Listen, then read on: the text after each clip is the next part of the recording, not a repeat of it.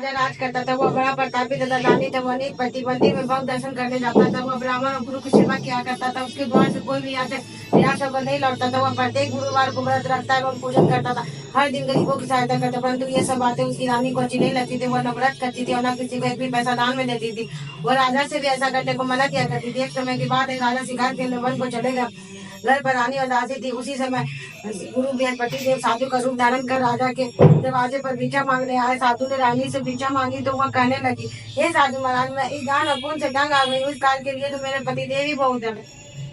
अब आप ऐसी कृपा करें कि सारा धन नष्ट हो जाता था, मैं आराम से रह सकूं। साधु रूपी बृहस्पति देव ने कहा, हे देवी, तुम बड़ी विचित्र हो। संतान और धन से कोई दुखी नहीं होता, इसको सभी चाहते हैं। पापी भी पुत्र और धन की इच्छा करता। अगर तुम्हारे पास धन अधिक है तो भूखे मनुष्य को भोजन कराओ, प्याऊ लगवाओ, ब्राह्मणों को दान दो, धर्मशालाएं बनवाओ, कुआं, तालाब, बावड़ी, बाग, बगीचे आदि का निर्माण कराओ तथा नीरों की कुंवारी कन्याओं का विवाह करवाओ, साथ ही शादी कराओ। इस प्रकार के कर्मों से आपके कुल का और आपका परलोक में सार्थक होगा एवं स्वर्ग की प्राप्ति होगी।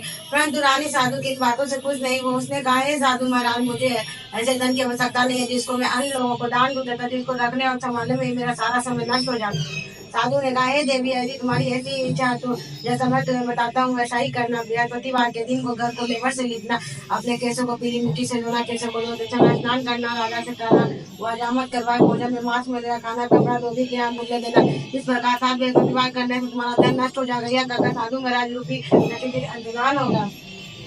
रानी ने साधु के अनुसार सात बृहस्पतिवार तक वैसा ही करने का विचार किया। साधु के बताए अनुसार कार्य करते हुए केवल 3 बृहस्पतिवार ही बीते थे कि उसकी समस्त धन संपत्ति नष्ट हो गई। भोजन के लिए दोनों समय परिवार रखने लगा तथा संसारिक भोजनों से दुखी रहने लगा।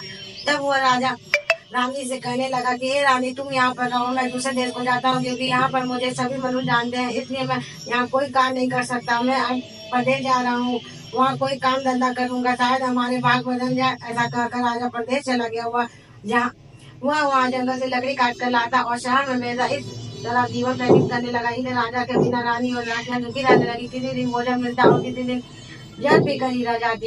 एक समय रानी और दासियों को 7 दिन बिना भोजन के व्यतीत करना पड़ा तो रानी ने अपनी दासी से कहा, हे दासी, यहाँ पास ही नगर में मेरी बहन रहती है, वो बड़ी बदनवान है, तू उसके पास जा और वहां से पास से भोजन मांग कर ले आ, जिससे कुछ समय के लिए गुजर हो जाएगा। दासी रानी की बहन के पास गई। रानी की बहन उस समय पूजा कर रही थी। बृहस्पतिवार का दिन था। दासी ने रानी से कहा, रानी की बहन से कहा, हे रानी, मुझे आपकी बहन ने भेजा है, मुझे पास से भेजा दे। तो दासी ने यह बात अनेकों बार कही, परंतु रानी की बहन ने कोई उत्तर नहीं दिया, क्योंकि वह उस समय बृहस्पतिवार की कथा सुन रही थी। जब दासी को रानी की बहन से कोई उत्तर नहीं मिला तो वह बहुत दुखी हुई।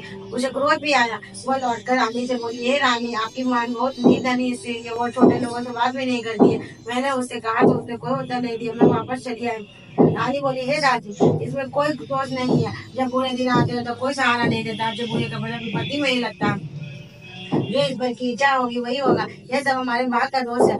उधर नानी की बहन ने सोचा कि मेरी बहन भी दासी आई थी, परंतु मैंने उससे नहीं बोली, इससे वो बहुत दुखी हुई होगी। अतः कथा सुन और भगवान विष्णु भगवान का पूजन समाप्त कर वह अपनी बहन के घर आई और कहने लगी, हे बहन, मैं बृहस्पतिवार का व्रत कर रही थी, तुम्हारी दासी हमारे घर आई थी, परंतु जब तक कथा होती तब तक हम लोग न उठते हैं न बोलते हैं, इसलिए मैं नहीं बोली। कब दासी क्यों गई थी? नानी बोली, वह हमारे घर अनाज नहीं था, वैसे तुमसे कोई बातचीत नहीं है, इस कारण मैंने दासी को तुम्हारे पास से भजन लेने के लिए भेजा। करानी की बात बोली, माँ देखो, बृहस्पतिवार भगवान की शक्ति में लगाना पूर्ण करते हैं, देखो शायद तुम्हारे घर में अनाज रखा हो। यह सुनकर दासी घर के अंदर गई तो माँ उसे एक बड़ा ब्लेजर का मिल गया। इसे बड़ी हैरानी हुई, क्योंकि उसने एक एक वजन देख लिया। तब उसने बाहर आकर रानी को बताया। दासी अपनी रानी से कहने लगी, हे रानी, देखो, वैसे हमको जब अन्न नहीं मिलता तो हम यही व्रत करते हैं। अगर इस व्रत की विधि और कथा फूट ली जाए तो हम भी किया करेंगे। दासी के कहने पर रानी ने अपनी बहन से बृहस्पतिवार के व्रत के बारे में पूछा। उसकी बहन ने बताया, हे रानी, बहन, बृहस्पतिवार को सूर्योदय से पूर्व उठकर स्नान करके बृहस्पतिवार का व्रत करना चाहिए, लेकिन उस दिन सिर नहीं धोना चाहिए। बृहस्पतिवार के व्रत में चने की दाल और मुनक्का से विष्णु भगवान का केले के बीज की जड़ में पूजन करे तथा दीपक जलावे। उस दिन एक ही समय भोजन करे, भोजन पीले खाट पदार्थ का करे तथा कथा सुने। इस प्रकार करने से गुरु भगवान प्रसन्न होते हैं, अन्न पुत्र धन देते हैं, मनोकामना पूर्ण करते हैं। व्रत और पूजन की विधि बताकर रानी की बात अपने घर लौट गई। रानी और दासी दोनों ने निश्चय किया कि बृहस्पति देव भगवान का पूजन जरूर करेंगे। 7 दिन बाद बृहस्पतिवार आया तो उन्होंने व्रत रखा। गुड़ साल में जाकर चना और गुड़ लाई। तथा उसकी दाल से केले की जड़ तथा विष्णु भगवान का पूजन किया। अब भोजन पीला कहाँ से लाए, दोनों बड़ी दुखी हुई, परंतु उन्होंने व्रत किया। इस कारण बृहस्पति देव भगवान प्रसन्न थे। एक साधारण व्यक्ति के रूप में 2 थालों में सुंदर पीला भोजन लेकर आए और दासी को देकर बोले, हे दासी, ये भोजन तुम्हारे और रानी के लिए है, तुम दोनों करना। दासी भोजन पाकर बड़ी प्रसन्न हुई और रानी से बोली, रानी जी भोजन कर लो। रानी को भोजन के आने के बाद वो खुद भोजन नहीं थे, तो वह दासी से बोली, जा तू ही भोजन कर, क्योंकि तू हमारी प्यार चुराती है। दासी बोली, एक व्यक्ति भोजन दे गया। रानी कहने लगी, वह भोजन तेरे लिए दे गया, तू ही भोजन करना। तूने कहा, वह व्यक्ति हम दोनों के लिए भोजन 2 सालों में भोजन दे गया, इसलिए मैं और आप दोनों ही साथ साथ भोजन करेंगे। उन्होंने गुरु भगवान को नमस्कार कर भोजन को प्रारंभ किया। उसके बाद से वे प्रत्येक बृहस्पतिवार को गुरु भगवान का व्रत और पूजन करने लगी। बृहस्पति भगवान की कृपा से उसके पास ज्ञान हो गया, परंतु रानी फिर पहले की तरह आलस करने लगी। तब दासी बोली, देखो रानी, तुम पहले भी इस प्रकार आलस करती थी, तुम्हें धन के रखने में कष्ट होता था, इस कारण सभी धन नष्ट हो गया। अब गुरु भगवान की कृपा से धन मिला, तो फिर तुम्हें आलस होता है। बड़ी मुसीबतों के बाद हमने ये धन पाया, इसलिए हमें दान पुण्य करना चाहिए। तुम्हें भूखे मनुष्यों को भोजन कराओ, ब्याह लगवा, ब्राह्मणों को दान दो, कुआं तालाब बागी आदि का निर्माण करवाओ, मंदिर पाठशाला बनवा कर दान दो, कुमारी कन्याओं का विवाह करवाओ, धन को शुभ कार्य में खर्च करो, जिससे तुम्हारे कुल का यश बढ़े तथा स्वर्ग प्राप्त हो और फिर प्रसन्न हो। दासी की बात मानकर रानी ने इसी प्रकार के कर्म करके परिणाम किए, जिससे उसका काफी यश बढ़ने लगा। एक दिन रानी और दासी आपस में विचार करने लगी कि न जाने राजा किस दिशा में होंगे, उनकी कोई खोज खबर नहीं है। फिर भगवान से उन्होंने प्रार्थना की और भगवान ने रात्रि में राजा को स्वप्न में कहा, हे राजा, उठ, तेरी रानी तुझको याद करती है, अब अपने देश को लौट जा। राजा प्रातः काल उठकर जंगल से लकड़ियां काटकर लाने के लिए जंगल की ओर चल पड़ा। जंगल से उजाड़ते हुए वो सोचने लगा कि रानी के घर से कितने दुख भोगने पड़े। रात भर छोड़कर उसे जंगल में आकर लाना पड़ा। जंगल से लकड़ियां काट कर उन्हें बेच कर गुजारा करना पड़ा। उसी समय उस जंगल में बृहस्पति देव साधु का रूप धारण कर आए और राजा के पास आकर बोले, हे लगाने, तुम इस सुनसान जगह में किस चिंता में बैठे हो, मुझे बतलाओ। यह सुन राजा के नेत्र में जल भर आया और साधु की वंदना कर बोले, हे प्रभु, आप सब कुछ जानने वाले हैं। इतना कहकर राजा ने साधु को अपनी संपूर्ण कहानी सुना दी। महात्मा वे राजा से बोले, हे राजा, तुम्हारी पत्नी ने बृहस्पति देव के प्रति अपराध किया था, इसके कारण तुम्हारी यह दशा हुई। अब तुम किसी प्रकार की चिंता मत करो, भगवान तुम्हें पहले से अधिक धन देंगे। देखो, तुम्हारी पत्नी ने बृहस्पतिवार का व्रत प्रारंभ कर दिया। अब तुम भी बृहस्पतिवार का व्रत करके चने की दाल व गुड़ जल के लोटे में डालकर केले का पूजन करो। फिर कथा कहो या सुनो, भगवान तुम्हारी सब मनोकामना पूर्ण करेंगे। साधु को प्रसन्न देखकर राजा बोले, हे प्रभु, मुझे लकड़ी बेचकर इतना पैसा भी नहीं बचता जिससे मैं भोजन करने के उपरांत कुछ बचा सकूं। मैंने रात्रि में अपनी रानी को व्याकुल देखा, मेरे पास कोई साधन नहीं है जिससे मैं समाचार जान सकूं। फिर मैं बृहस्पति देव की क्या कहानी कहूँ, मुझको तो कुछ भी मालूम नहीं है। साधु ने कहा, हे राजा, तुम किसी बात की चिंता मत कर। बृहस्पति देव के दिन तुम रोजाना की तरह लकड़ियां लेकर शहर में जाओ, तुम्हें रोज से दुगना धन प्राप्त होगा, जिससे तुम भली भांति भोजन कर लोगे तथा बृहस्पति देव की पूजा का सामान भी आ जाएगा। बृहस्पति देव की कथा इस प्रकार है। प्राचीन काल में एक बहुत निर्धन ब्राह्मण था, उसकी कोई संतान नहीं थी। वह नहीं पति पूजा पाठ करता, परंतु उसकी स्त्री रोज मलिनता के साथ रहती थी। वह न स्नान करती और न किसी देवता का पूजन करती। प्रातः काल उठते ही सर्वप्रथम भोजन करती, बाद में कोई अन्य कार्य करती। ब्राह्मण देवता बहुत दुखी रहते थे, पत्नी को बहुत समझाते, किंतु उसका कोई परिणाम न निकलता। भगवान की कृपा से ब्राह्मण की स्त्री को कन्या उत्पन्न हुआ। कन्या अपने पिता के घर में बड़ी होने लगी। वह बालिका प्रातः स्नान करके भगवान विष्णु भगवान का जप करती। वह बचपन से ही बृहस्पतिवार का व्रत भी करने लगी। पूजा पाठ समाप्त कर स्कूल जाती, वह अपनी मुट्ठी में जौ भरकर ले जाती और पाठशाला जाने के मार्ग में डालती जाती।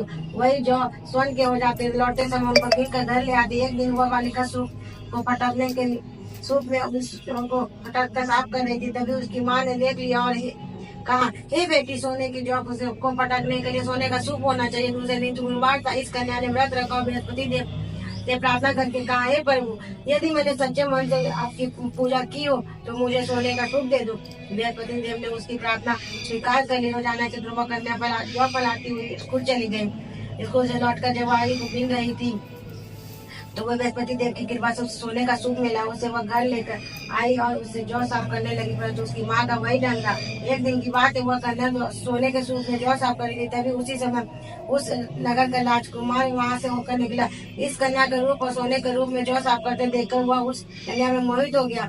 राजमहल आकर वह भोजन तथा जल त्याग कर उदास होकर लेट गया। राजा को जब राजकुमार द्वारा अन्न जल त्यागने का समाचार ज्ञात हुआ तो अपने मंत्रियों के साथ वो अपना पुत्र के पास गए और बोले, हे बेटा, तुम्हें किस बात का कष्ट है? किसी ने अपमान किया है अथवा कोई और कारण है? मुझे बताओ, मैं वही करूंगा। जिससे तुम्हें प्रसन्नता और राजकुमार ने अपने पिता की बातें सुनी और वो बोला, मुझे आपकी कृपा से किसी बात का दुख नहीं है, किसी ने मेरा अपमान नहीं किया है।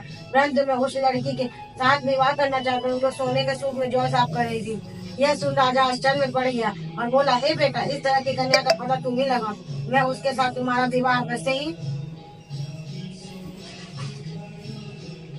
करा दूंगा। राजकुमार ने राजा उस लड़की के घर का पता बदला। मंत्री उस लड़की के घर गया और राजा के आदेश ब्राह्मण को सुनाया। कुछ ही दिन बाद ब्राह्मण की कन्या का विवाह राजकुमार के साथ संपन्न हो गया। कन्या के घर से जाते ही ब्राह्मण देवता के घर में पहले की बात रीति का निवास हो गया। अब भोजन के लिए भी अन्न बड़ी मुश्किल से मिलता रहा। एक दिन दुखी होकर ब्राह्मण अपनी पुत्री से मिलने गया। बेटी ने पिता की दुख की अवस्था को देखा और अपनी माँ का समाचार पूछा। ब्राह्मण ने सभी हाल कहा। कन्या ने बहुत सा धन देकर अपने पिता को विदा कर दिया। इस तरह ब्राह्मण का कुछ समय सुखपूर्वक व्यतीत हुआ, लेकिन कुछ दिन बाद फिर वही हाल हो गया। ब्राह्मण फिर अपनी कन्या के यहाँ गया और सभी हाल कहा तो पुत्री बोली, हे पिताजी, आप माता जी को यहाँ लिवा, मैं उमा विधि बता दूंगी जिससे गरीबी दूर हो जाएगी। ब्राह्मण देव गरीबी दूर हो जाएगी। ब्राह्मण देवता अपनी स्त्री को साथ लेकर अपनी पुत्री के राजमहल पहुंचे तो पुत्री अपनी माँ को समझाने लगी, हे माँ, प्रातः काल उठकर प्रथम स्नान आदि करके विष्णु भगवान का पूजन करे तो सब दरिद्रता दूर हो जाएगी। परंतु उसकी माँ ने उसकी एक बात न सुनी। वह प्रातः काल उठकर अपनी पुत्री का बदल लूटे खा लेती थी। एक दिन उसकी पुत्री को बहुत गुस्सा आया। उसने एक रात एक कोठरी से सारा सामान निकाल दिया और अपनी माँ को उसमें बंद कर दिया। उसमें से उसे निकाला और स्नान आदि कराकर पूजा पाठ करवाया तो उसकी माँ की बुद्धि को भेज। इसके बाद वह नित्य पूजा पाठ करती और प्रत्येक बृहस्पतिवार का व्रत रखने लगी। इस व्रत के प्रभाव से उसकी माँ को बहुत धनवान हो गई और बृहस्पति देवता के प्रभाव से स्वर्ग को गई। वो ब्राह्मण भी सुखपूर्वक इस लोक का सुख भोग कर स्वर्ग को प्राप्त हुआ। इस तरह कहानी कहकर साधु देवता लोप हो गया। धीरे धीरे समय व्यतीत होने पर बृहस्पतिवार का दिन आया। राजा जंगल से लकड़ी काटकर किसी शहर में बेचने गया। उसे उस दिन से और दिनों से अधिक धन मिला। राजा ने चना गुड़ आदि लाकर बृहस्पतिवार का व्रत किया। उस दिन से उसकी सभी क्लेश दूर हो गए। परंतु जब अगला गुरुवार का दिन आया तो वह बृहस्पतिवार का व्रत करना भूल गया। इस कारण बृहस्पति भगवान नाराज हो गया। उस दिन नगर के राजा के विशाल यज्ञ का आयोजन किया तथा अपने समस्त राज्य में घोषणा करवा दी कि कोई भी मनुष्य अपने घर में भोजन न बनवाए तथा आग भी न जलाए। समस्त लोग मेरे यहाँ भोजन करने आवे। इस आज्ञा को जो न मानेगा उसको फांसी की सजा दी जाएगी। राजा के अनुसार आज की सभी बातें राजा के भोज में संयुक्त हुए, लेकिन लकड़हारा कुछ देर से पहुंचा। इसलिए राजा उसको अपने साथ महल में ले गया। जब राजा लकड़हारे को भोजन करा रहे थे तो रानी की दृष्टि उस कुटी में पड़ी जिस पर उसका हार लटका हुआ था। उसे हार कुटी पर लटका दिखाई नहीं दिया। रानी को निश्चय हो गया कि मेरा हार इसी लकड़हारे ने चुरा लिया। उसी समय सैनिक बुलवा कर उसको जेल में डलवा दिया। जब लकड़हारा जेल खाने में गया तो वो बहुत दुखी होकर विचार करने लगे, न जाने कौन से पूर्व जन्म के क्रम से मुझे ये दुख प्राप्त हुआ। और उसी साधु को याद करने लगा जो जंगल में मिला था। तत्काल बृहस्पति देव साधु के रूप में प्रकट हो गया। उसकी लता को देखकर कहने लगे, अरे मूर्ख, तूने बृहस्पति देवता की कथा नहीं कही, इस कारण तुझे दुख प्राप्त हुआ। अब चिंता मत कर, बृहस्पति देव के दिन जेल खाने के दरवाजे 50 पैसे पड़े मिलेंगे। उससे तू बृहस्पति देव की पूजा करना तो तेरे सभी कष्ट दूर हो जाएंगे। अगले बृहस्पतिवार उसे जेल के द्वार पर 50 पैसे मिले। राजा ने पूजा का सामान मंगवा कर कथा कही और प्रसाद बांटा। उसी रात्रि को बृहस्पति देव ने उस नगर के राजा को सबने कहा, हे राजा, तूने जिस आदमी को जेल खाने में बंद कर दिया वह निर्दोष है, वो राजा, उसे छोड़ दो। रानी को हार उसी कुटी पर लटका हुआ है। अगर तू ऐसा नहीं करेगा तो तेरे राज को नष्ट कर दूंगा। राजा प्रातः काल उठा और कुटी पर हार टंगा देखकर लकड़हारे को बुलाकर क्षमा मांगी। तब राजा के योग सुंदर उसे विदा किया। गुरुदेव के आज्ञा अनुसार राजा अपने नगर को चल दिया। राजा जब नगर के निकट पहुंचा तो उसे बड़ा ही आश्चर्य हुआ। नगर में पहले से अधिक बाग तालाब हुए तथा बहुत सी धर्मशालाएं मंदिर आदि बने हुए थे। राजा ने पूछा कि यह सब किसका बाग और धर्मशाला है? तब नगर के सभी लोग कहने लगे, यह सब रानी और दासी द्वारा बनवाए गए। राजा को आश्चर्य हुआ और गुस्सा भी आया। तब रानी ने खबर सुनी कि राजा आ रहा है तो उसने अपनी दादी देखा, ये दादी देख, राजा हमको कितनी बुरी हालत में छोड़ गए थे, वो हमारी ऐसी हालत देखकर लौट ना जाए, इसलिए तू दरवाजे पर खड़ी हो जाना। रानी के आज्ञा अनुसार दादी दरवाजे पर खड़ी हुई हो गई। जब राजा आए तो उन्होंने अपने साथ महल में लिवा आई। तब राजा ने क्रोध करके अपनी तलवार निकाली और पूछने लगा, बताओ ये धन तुम्हें कैसे प्राप्त हुआ? तब रानी ने बताया, हमें यह सब धन बृहस्पति देव के व्रत के प्रभाव से प्राप्त हुआ। राजा ने तब निश्चय किया कि 7 रोज बाद तो सभी बृहस्पति देव का पूजन कर दें, परंतु मैं रोजाना दिन में 3 बार सदा कहूंगा, कहा करूंगा, रोज व्रत किया करूंगा। अब हर समय राजा के दुपट्टे में चने की दाल बनी रहती थी। दिन में 3 बार कथा कहता। एक रोज राजा ने विचार किया कि चलो अपनी बहन के यहाँ हो आगे। इस तरह का नीचे के राजा घोड़े पर सवार होकर अपनी बहन के यहाँ चल दिया। माँ घूमकर देखा कि कुछ आदमी मुंडे को लिए जा रहे हैं। उन्होंने रोककर राजा से कहने लगे, अरे भैया मेरी बृहस्पतिवार की कथा सुन लो। वो बोले, लो हमारा तो आदमी मर गया, इसको अपनी कथा की पड़ी है। पर कुछ आदमी बोले, अच्छा कहो हम तुम्हारी कथा भी सुनेंगे। राजा ने दाल निकाली और कथा कहनी शुरू कर दी। जब कथा आधी हुई तो मुर्दा हिलने लगा और जब कथा समाप्त हुई तो राम राम कहते हुए मुर्दा खड़ा हो गया। राजा आगे बढ़ा, उसे चलते चलते शाम हो गई। आगे मार्ग में उसे एक किसान खेत में हल चलाता मिला। राजा उससे बोला, अरे भैया तुम मेरी बृहस्पतिवार की कथा सुन लो। किसान बोला, जब तक मैं तेरी कथा सुनूंगा तब तक 4 रैया जोत लूंगा। जा अपनी कथा किसी और को सुनाना। राजा आगे चलने लगा। राजा के हटते ही पैर पछाड़ कर गिर गया था। किसान के पेट में बहुत जोर से दर्द होने लगा। उसी समय किसान की पत्नी रोटी लेकर आई। उसने सब यह देखा तो अपने पुत्र से सब हाल पूछा। बेटे ने सभी हाल बता दिया। बुढ़िया दौड़ी दौड़ी उस घरसवार के पास गई और उससे बोली, मैं तेरी कथा सुनूंगी, तू अपनी कथा मेरे खेत पर ही चलकर कहना। राजा ने लौटकर बुढ़िया के खेत पर जाकर कथा कही, जिसके सुनते ही बैठ खड़े हो गए तथा किसान का पेट का दर्द भी बंद हो गया। राजा अपनी बहन के घर पहुंचा। बहन ने भाई की खूब मेहमानी की। दूसरे रोज प्रातः काल जाकर तो देखने लगा कि सब लोग भोजन कर रहे हैं। राजा ने अपनी बहन से पूछा कि ऐसा कोई मनुष्य नहीं है जिसने भोजन नहीं किया हो, जो मेरी बृहस्पतिवार की कथा सुन ले। तो बहन बोली, हे भैया यह देश ऐसा ही, पहले यहाँ के लोग भोजन करते हैं, बाद में अन्य काम करते हैं। अगर पड़ोस में कोई हो तो मैं देख आई थी। वैसा करके बहन देखने चली, परंतु उसे कोई भी ऐसा व्यक्ति नहीं मिला जिसने भोजन न किया। वो एक कुमार के घर गई जिसका लड़का बीमार था। उसे मालूम हुआ कि उसके यहाँ 3 दिन से किसी ने भोजन नहीं किया। रानी ने अपनी भाई की कथा सुनने के लिए कुमार से कहा। वो तैयार हो गए। राजा ने जाकर बृहस्पतिवार की कथा कही, जिसको सुनकर उसका लड़का ठीक हो गया। अब तो राजा की प्रशंसा होने लगी है कि राजा ने अपनी बहन से कहा, हे बहन मैं अपने घर जाऊंगा, तुम भी तैयार हो जाओ। राजा की बहन ने अपनी सास से अपने भाई के साथ जाने की आज्ञा मांगी। सास बोली, चली जा, परंतु अपने लड़कों को मत ले जाना, क्योंकि तेरे भाई को कोई संतान नहीं है। बहन ने अपने भाई से कहा, हे भैया मैं तो चलूंगी, परंतु कोई बालक नहीं जाएगा। राजा ने कहा, जब कोई बालक नहीं जाएगा तो तुम जाकर क्या करोगी। दुखी मन से राजा अपने नगर को लौट गया। राजा ने अपनी रानी से कहा, हम निसंतान है, इसलिए हमारे घर कोई आना पसंद नहीं करता। इतना कहकर वह बिना भोजन आदि किए शैया पर लेट गया। रानी बोली, हे प्रभु बृहस्पति देव ने हमें सब कुछ दिया, हुए हमें संतान भी अवश्य देंगे।